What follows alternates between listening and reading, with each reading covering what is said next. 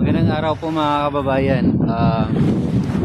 Sa mga kababayan natin dyan na gusto mag-avail ng promo natin sa Shinong Rice Mill Machine, habol na po kayo para mag-avail ng ating machine at ng ating promo. Sa ngayon po, naka-promo po ang ating set D po natin at saka set C. At siguro available yung set D natin sa first week ng February. Sa ngayong buwan na to, January, available po ang set C. Pero pwede na po kayo magpa-reserve ng set D kahit sa February pa po natin i-deliver. Ang Shinong Rice Mill nga pala is made in South Korea.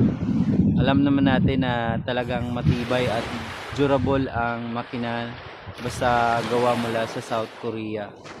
Ang Shinong Rice Mill Machine, meron po itong capacity na nasa 300 hanggang 350 kilograms per hour output capacity, input capacity, at nasa naman po guys, ang output capacity niya ay nasa 4 hanggang 5 sakong bigas bawat oras, or nasa siguro mga 200 hanggang 250 kilograms per hour output ng bigas na po yan ha, malinis na po, pwede na pang negosyo or pang konsumo. Depende po sa inyo kung paano na siya gawin ang negosyo sa rice milling. Pero dito po sa Shinong, talagang practical, user friendly po ang makina. Madali siyang i-operate, madali siyang gamitin, madali po siyang i-maintenance, at hindi rin po siya mahirap gawin dahil ang Shinong Rice Mill Machine ay talagang matibay at durable.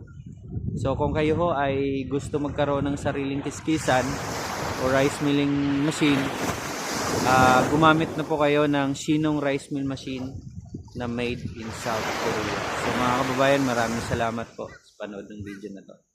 Right now, we are here at Busan, Jongdo, Busan, South Korea.